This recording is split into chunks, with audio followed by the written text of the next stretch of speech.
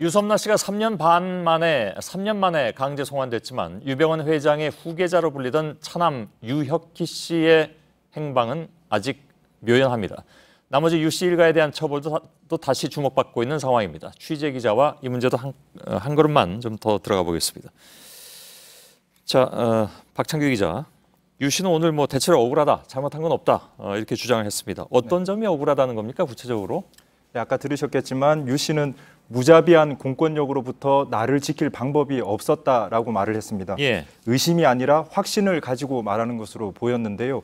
이유가 있었습니다. 예. 2014년 7월 8일 김영한 청와대 민정수석의 비망록입니다.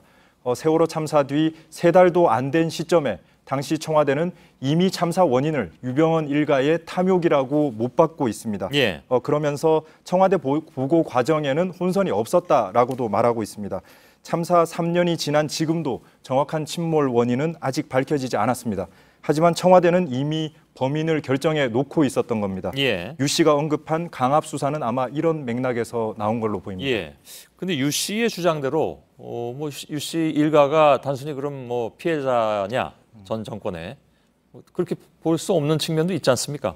네, 맞습니다. 예. 유 씨 말이 일면은 맞지만 다른 면은 확실히 틀렸습니다. 예. 유섬나 씨는 세월호 개조와 증축 과정에 깊이 관여했습니다. 예. 또 청해진 해운과도 밀접한 관련이 있었습니다. 섬나 씨가 운영하던 모래알 디자인이 세월호 내부 인테리어를 맡았었는데요. 예. 당시 무리한 요구가 많았고 현장과도 마찰이 심했습니다. 공사 관계자의 증언을 한번 들어보시겠습니다. 예. 누가 시킨 거 했더니 저건 회장 딸이 하는 디자인에서 있어서 글씨체 하나하나 다 달라. 예. 네, 문제가 많았는데요. 인테리어와 맞지 않는다고 꼭 달아야 하는 비상등을 떼라고도 했습니다. 그리고 자신의 전시회 일정이 있다며 공정을 무리하게 재촉하기도 했습니다. 또 도면을 수시로 너무 많이 수정해서 시공사가 매번 허가기관의 승인을 받기가 힘들어졌었다는 증언도 나왔습니다. 예. 그래서 결국은 아예 승인 없이 공사를 진행하게 됐습니다. 예. 지금 유섬나 씨는 아무튼 돌아왔는데 사실 더 주목을 받았던 인물이 차남입니다. 유혁기 씨 맞죠? 네. 이름이 아직도 어디 있는지 모른다면서요.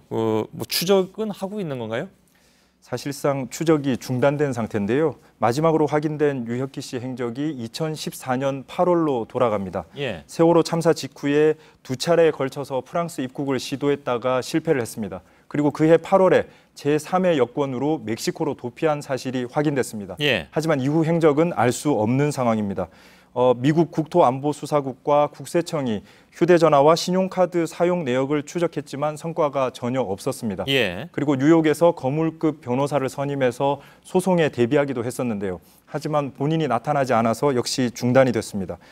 설은 많습니다. 중남미 국가를 전전하고 있다. 프랑스로 몰래 들어갔다는 등 말은 많지만 역시 확인된 건 아무것도 없습니다. 예.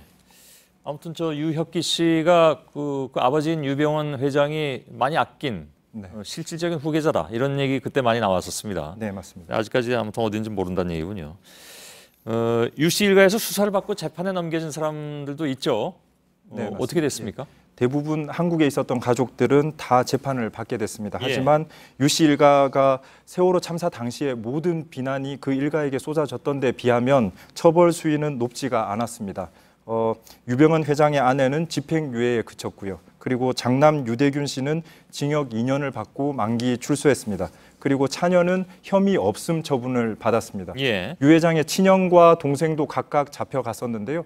집행유예와 징역 2년 정도에 그쳤습니다. 결국은 중형을 받은 사람은 아무도 없었다는 얘기입니다. 예. 알겠습니다. 박창규 기자였습니다.